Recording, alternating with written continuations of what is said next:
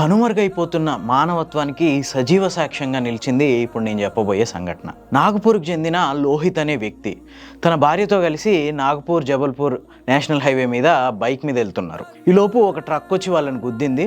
దాంతో వెనక కూర్చున్న అతని భార్య కింద పడిపోయి రక్తపు మడుగులో గిలగిలగిల కొట్టుకోవడం స్టార్ట్ చేసింది. ఆల్మోస్ట్ ప్రాణాలు పోయే పరిస్థితి. ఎంతమందిని రోడ్డు మీద వెళ్ళే వాళ్ళని, అక్కడ గుమిగూడిన వాళ్ళని ఎంతమందిని చాలా దారుణంగా రిక్వెస్ట్ చేసిండు, ప్లీజ్ నా భార్యను తీసుకెళ్దాం హాస్పిటల్కి, ఎవరో ఒకరు హెల్ప్ చేయండి అని చెప్పి.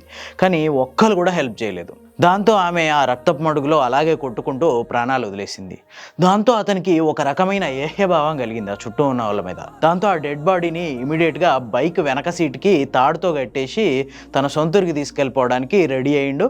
ఆల్మోస్ట్ కొద్ది దూరం వెళ్ళిపోయిండు. ఎవరు ఎంత చెప్పినా వినిపించుకోలేదు. అంబులెన్స్ కాల్ చేయి వచ్చి తీసుకెళ్తుంది డెడ్ బాడీని పోస్ట్ మార్టంకి అంటే తను వినిపించుకోలేదు.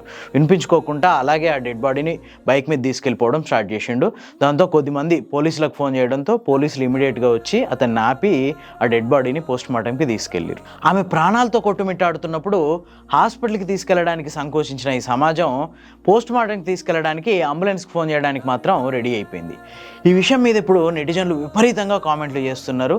ప్రాణాలతో కొట్టుమిట్టాడుతున్న ఒక మహిళని హాస్పిటల్కి తీసుకెళ్లడానికి కూడా సంకోచించే పరిస్థితి తయారైంది అని చెప్పి.